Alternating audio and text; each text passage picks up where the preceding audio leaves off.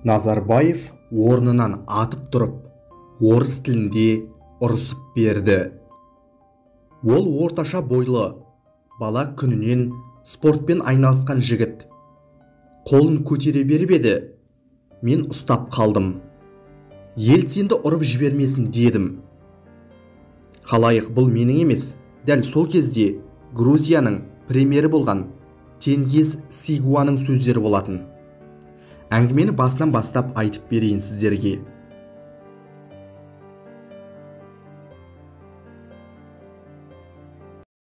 Өз алдына енді ғана тәуелсіз ел болып, айналасына қарай бастаған Орта Азия елдерінің президенттері әлі күнге дейін, яғни арада 30 жыл уақыт өтсе де, кеңестер одағы тарқап кетсе де, тәуелсіз елді басқарып отырса да, Кремльге қарап жалтақтайтыны жасыратын жай емес. Ал бұл оқиға, яғни сол кезде Ресейді басқарып тұрған Ельциннің өзін ұрып жібермек болған Назарбаевтың оқиғасы 1992 жылы Ташкент қаласында болған еді.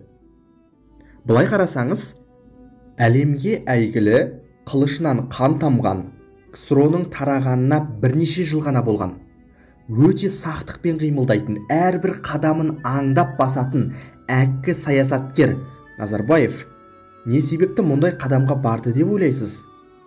Жаңа ғана билікке келіп, тәуелсіз елдің басшысы болудың дәмін енді ғана тата бастаған Назарбаев не үшін Ельцинді ұрмақ болды? Оны комментарийге жаза отырыңыздар. Ал енді бұл оқиға қалай болды, соны нақты айту үшін сол үстел басында бірге отырған Грузияның сол кездегі премьер-министрі Тенгиз Сигуаның естелігін оқып берейін сіздерге. Бірде бір оқиға болды. 1992 жыл. Ташкентте өткен ТМД саммиті. Мені шақырды. Ол кезде Грузия ТМД елдерінің мүшесі емес еді.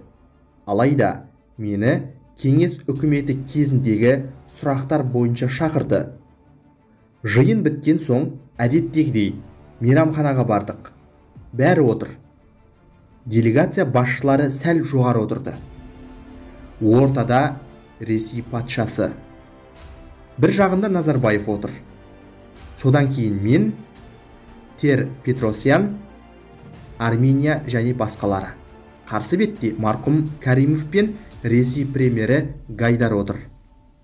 Ұлттық киімдегі қыздар ас әкелді, биледі. Мен Ельциннің үлкен стаканмен ішіп отырғанын көрдім. Жарты сағат өткен соң тағы да қыздар келіп биледі. Осы кезде ол орнынан тұрып, ірі еді ағаш қасықпен президенттердің басынан ұра бастады. Кезекпен келе жатыр. Бір жағында Назарбаев, бір жағында Каримов отыр. Мен және басқалар да осы сәтті көрді. Тіпті Гайдардың түрі әлі есімде. Не керек? Кезек келген кезде Назарбаев орнынан атып тұрып, орыс тілінде ұрысып берді. Ол орташа бойлы, бала күнінен спортпен айналысқан жігіт. Қолын көтере беріп еді, мен ұстап қалдым. Ельцинді ұрып жібермесін дедім. Осы кезде Коржаковтың адамдары ішке кіріп келді.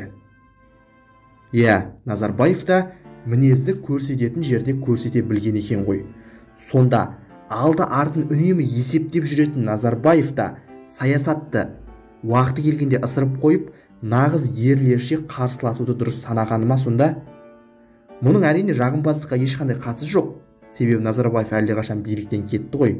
Бірақ тек Назарбаевтың Ельциннің өзін ұрып жығуға дайын мұндай мінез барын бұрын білмеппін.